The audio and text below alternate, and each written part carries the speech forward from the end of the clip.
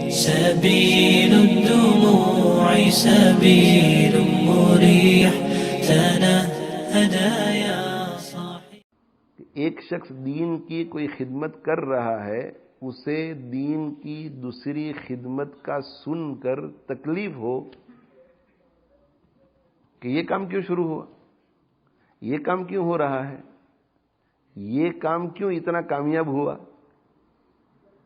تو سمجھ جانا چاہیے کہ یہ دین کے لیے نہیں کر رہا ہے، اپنے نام کے لیے کر رہا ہے.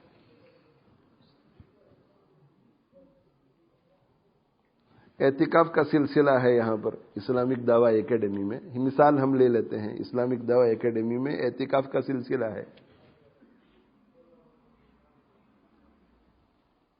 آئندہ سال پتہ چلے کہ لیسٹر کی 2 اور مسجدوں میں اعتکاف کا سلسلہ شروع ہو رہا ہے. بس یہ ہے اخلاص کو پہچاننے کا وقت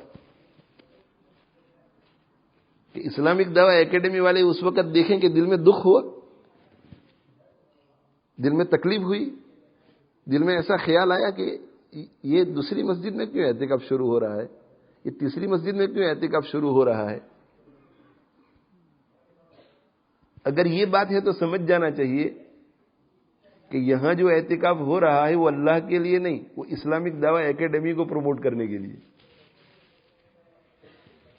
اور دوسری 2 جگہ پر شروع ہونے کی خبر ملی تو دل میں تکلیف ہوئی کہ ہماری ایک وحدہ لا شریک لہ کی جو شان تھی لیسٹر میں وہ ختم ہو جائے گی. اور اب لوگ کہیں گے کہ یہاں بھی ماشاءاللہ اعتکاف ہوا، اور ماشاءاللہ یہاں بھی اعتکاف ہوا، اور ماشاءاللہ یہاں بھی ہوا. یہ خوف دل میں پیدا ہوا. لیکن اگر اللہ کے لیے کر رہے تھے تو دل میں خوشی محسوس ہوگی. کیوں؟ بھئی بہت اچھا، ہم تو یہی چاہتے تھے کہ تزکیہ کی فکر عام ہو. ماشاءاللہ یہ تو بہت اچھا ہے کہ فلاں مسجد میں اور فلاں مسجد میں بھی شروع ہو گیا. یہ تو 2 ہی ہے، ابھی اللہ کرے کہ لیسٹر کی 15 مسجدوں میں شروع ہو جائے تو سمجھنا چاہیے کہ اخلاص ہے. اس لیے کہ خیال یہ آئے گا کہ دوسری 2 مسجدوں میں اگر اعتکاف شروع ہوا تو ہو سکتا ہے کہ ہمارے یہاں کے 400 آدمیوں میں سے 100 آدمی کم ہو جائیں گے، 200 آدمی کم ہو جائیں گے. ایک مثال ہوتا ہے ایسا. ایک نئی مسجد وجود میں آتی ہے تو جس مسجد میں 300 مصلی ہوتے ہیں تو وہاں پر 250 ہو جاتے ہیں، اس لیے کہ اس علاقے کے لوگ پھر وہاں پڑھنا شروع کر دیتے ہیں. 200 ہو جاتے ہیں، 250 ہو جاتے ہیں، کم ہو جاتے ہیں. تو مسجد والوں کو تکلیف ہوتی ہے کہ یہ مسجد کیوں شروع ہوئی. اگر تکلیف ہے تو سمجھو کہ اپنی فکر ہے،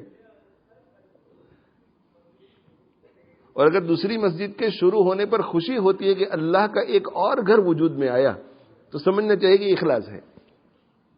اور ہوگا کیا کہ 300 میں سے یہاں تو 200 ہو جائیں گے، اس لیے کہ اس علاقے کے 100 مصلی یہاں جو نماز پڑھنے کے لیے آتے تھے اب وہ وہیں پڑھ لیں گے. لیکن ان 100 کے ساتھ دوسرے 100 اس علاقے کے جو نماز پڑھتے ہی نہیں تھے مسجد کے دور ہونے کی وجہ سے یا گھر میں پڑھ لیتے تھے، وہ شروع کر دیں گے نماز باجماعت. تو پہلے کل 300 مسلمان نماز پڑھتے تھے، اب 200 یہاں 200 وہاں، کل کتنے ہو گئے؟ 400. تو دل میں خوشی ہونی چاہیے یا رنج؟ اور آگے والی بات سنو کہ تھوڑے ہی ہفتوں، تھوڑے ہی مہینوں میں آپ دیکھیں گے کہ اس مسجد میں بھی پھر اتنی ہی صفیں ہونے لگی جتنی پہلے ہوتی تھی. وہ 1-2 ہفتے کے لیے لگتا ہے کہ کچھ 5-25 کم ہو گئے ہیں، 1-8 مہینے کے لیے، 2-4 مہینے کے لیے پھر اتنے ہی یہاں بھی مصلی ہو جاتے ہیں. اور چند سالوں کے بعد یہاں اتنے مصلی بڑھ جاتے ہیں کہ وہ جو دل میں رنجش تھی وہ اس مسجد پر خوش ہوتے ہیں، اس لیے کہ ان کے لیے انتظام یہاں مشکل ہو جاتا ہے. وضو خانے میں بھی صفیں بچھاؤ، باہر اسٹریٹ میں بھی صفیں بچھاؤ، شو ایریا میں بھی صفیں بچھاؤ. تو وہی لوگ جو کل ناراض تھے اب یہ خوشی سے کہتے ہیں کہ بھئی اچھا ہوا وہ مسجد بن گئی، ورنہ پتہ نہیں ہمارا کیا ہوتا. دین کے جتنے کام دنیا میں وجود میں آئے، صحیح العقیدہ لوگ ہوں اور صحیح منہج پر چلنے والے ہوں تو اس کام سے خوش ہونا چاہیے، اس کام کے لیے دعا کرنی چاہیے، اور ایسا سمجھنا چاہیے کہ یہ قدم اٹھتے نہیں اٹھائے جاتے ہیں. اللہ نے اس کے دل میں یہ بات ڈالی کہ یہاں مدرسہ کھولو، اور اس نے یہ گھر خرید لیا، مدرسہ شروع کر دیا۔ اللہ نے اس کے دل میں یہ بات ڈالی کہ یہاں مسجد شروع کرو، اس نے نمازیں شروع کر دی۔ اللہ نے اس کے دل میں بات ڈالی کہ دارالعلوم کھولو، دارالعلوم شروع ہو گیا۔ یہ اس وجہ سے ہے کہ ہماری کمیونٹی بڑھنے والی ہے، اور فیوچر میں کتنے لڑکے پیدا ہوں گے، کتنی لڑکیاں پیدا ہوں گی، کتنے مصلی ہوں گے، یہ سب اللہ کو معلوم ہے۔ تو ہم لوگ تو فکر کرتے نہیں، اللہ خود اپنے گھر کی فکر کرتا ہے۔